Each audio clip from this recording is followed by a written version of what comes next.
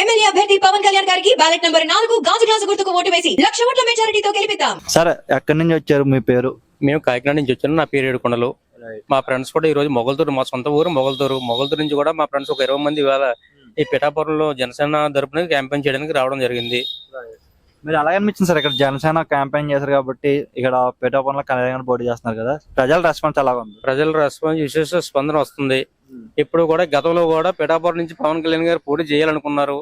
వాళ్ళ కోరిక ఈ రోజు నెరవేరింది. ఈ రకంగా అందు గురించి ప్రజలు అందరూ కూడా మతం లేకుండా, కులం లేకుండా, ప్రాంతం లేకుండా, ఏది లేకుండా అందరూ కూడా ఈ రోజు పిఠాపురం ఇచ్చేసి అందరికీ కూడా విశేష స్పందన తోటి పవన్ కళ్యాణ్ గారు స్వాగతం పలుకుతున్నారు. అలాగే కూడా ఓటింగ్ లో కూడా విశేషంగా ఓటింగ్ తోటి సమాధానం చెప్తారు కూడా.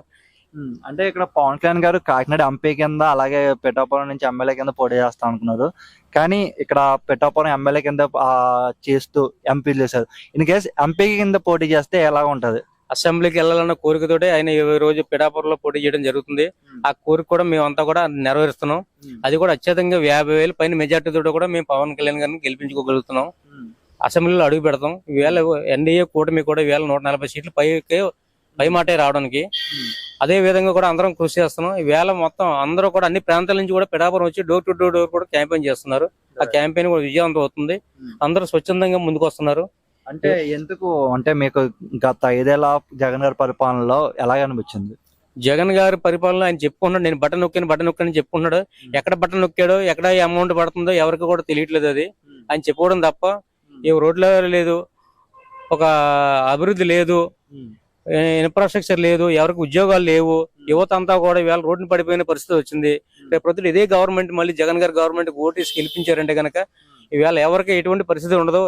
తట్టాబుట్టా చదువుకుని వేరే ప్రాంతాలకు వెళ్ళిపోయి కూలి పనులు చేసుకునే పరిస్థితి. విద్యార్థులు కూడా ఇవాళ ఇంజనీరింగ్ చదివిన వాళ్ళైనా, ఏ విద్యార్హత చదివిన వాళ్ళైనా కూడా రోడ్ల మీద పడే పరిస్థితి వచ్చింది.